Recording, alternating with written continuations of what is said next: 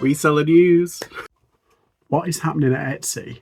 Thousands of sellers are threatening to boycott the platform due to its implementation. A reserve system, which means that some sellers have over 75% of their income held back for 45 days before it's actually given back to them. Etsy's excuse is they want to make sure that the item is actually delivered by holding the money hostage in order to keep the marketplace safe.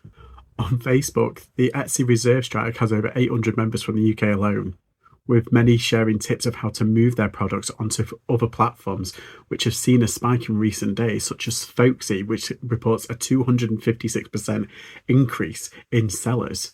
One furniture maker said that he sells on Etsy and hasn't had a problem up until now, until £7,000 has been held back. For a lot of people, this is their main source of income, with the UK Small Business Commissioner saying that they're more worried about the types of sellers that are on there.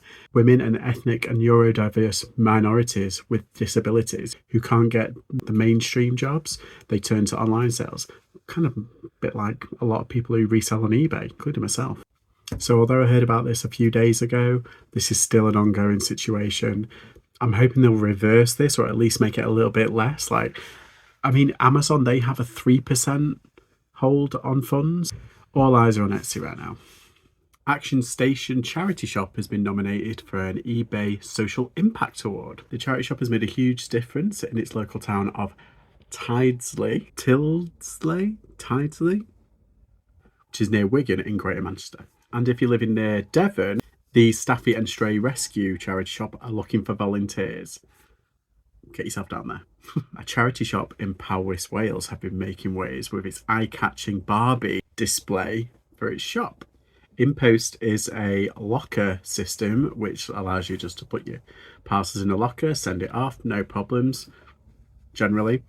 It's fulfilled by Hermes, but now Inpost have expanded its partnership with Vinted, allowing for over-the-counter parcel services. Inpost has around 5,000 lockers, and I have used it a couple of times, and it's okay. It's convenient. It's because sometimes I post stuff, late night postage. There's one near the train station near me, and I just put it in there, and it's picked up every. In America, eBay has been charged with unfair labour practices, a union that only opened up last year. The complaints were filed on behalf of the workers of TCG Players, which is what the company that deals in verification and sales of trading cards, such as like Pokemon, Yu-Gi-Oh, lots of sports cards, that kind of thing. eBay bought it out, I believe, in 2020 for $300 million. So it's going to be a big part of its business moving forward. They've obviously got a lot of trust in it, but they decided to unionize, a first for any business under the eBay banner. TCG Player won their union election back in March. The management of TCG Player and eBay have refused to sit down with them and engaged in tactics designed to delay workers' ability to negotiate, making things difficult for them. Have tried to further erode union support through intimidation tactics by retaining Litre Mendelsohn, a notorious anti-union law firm known for its work against organisers at Starbucks and Apple. So these are the complaints that they have. Refuse to recognise and bargain with the union. Refuse to provide information relevant to collective bargaining requested by the union. Refuse to afford Weingarten rights to employees in accordance with NLRB regulations, implemented unilateral changes to various terms and conditions of employment while refusing to negotiate with the union regarding those changes in violation of status quo rules. This is not just like a small thing. This is a big thing. First, it's eBay's first union ever. And secondly, there's across multiple industries. We've seen it with the writer strikes and the actor strikes. Also, the video games industry, they're becoming very close to unionising and striking. The fast food industry, the service industries, unions are on the up. And these big companies don't like it because it basically means screwing them out of even more money. And personally, I'm pro-union, so that's a bit of bias on my part, but unions affects us all. Even though I'm not a part of it, I'd rather know that that company employs people and pays them a fair wage. Biased, I know, that's fine. Don't hold that against me. It's just my opinion. But yeah, what do you think? Please sound off below. I'm sure you've got opinions. Okay, and now onto something really, really juicy. A waitress in Texas has been given a 1p tip. With the receipt listed as the Karen penny tip. The bid was set to end on the 26th of July, just before 4 p.m, and has so far garnered $2,500, which is kind of incredible. The manager said most of the money will go to the waitress. 25% will be donated to Ronald McDonald Charities, and the rest with the waiting staff, which I think is quite nice. But there is a twist in the tale.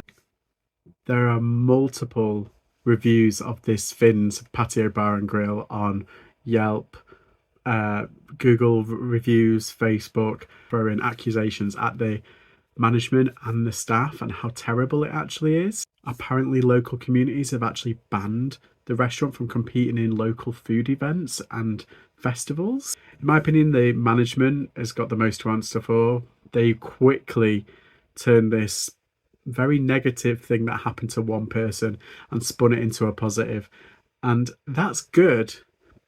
And they've put it up online, so they're going to be the ones benefiting from this positive news and from this like association. People are going to Google the restaurant, and then this article is going to come up. It remains to be seen whether the people actually pay for this Karen tip and it remains to be seen whether it actually gets divvied up amongst the places that they actually said it would. So if their intentions are genuine, bravo, very happy for all involved. For the people who have written about the restaurant, are they true?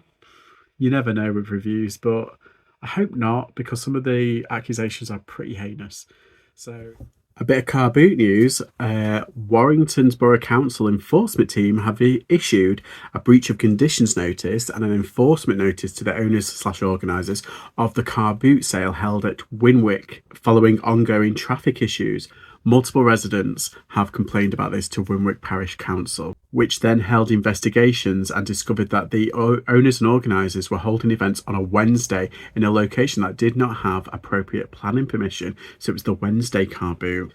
One local person said to many residents the car boot has become a blight on the village and one has outgrown its location and outstayed its welcome. Hundreds of cars sellers regularly arrive at 5:30, causing traffic jams, pollution, excessive rubbish. If you're in the Warrington area, please let me know. Do you go to this one? Are you a buyer? Are you a seller? Are you a local resident that hates it? There's different kind of sides to this one. What's your opinion? Do you agree? Do you think car boot should only be held on the weekend? That's it. That's the news. I'm sure there's plenty over out there, but that's all I've got. Please sound off in the comments, like and subscribe, and I'll see you all next time.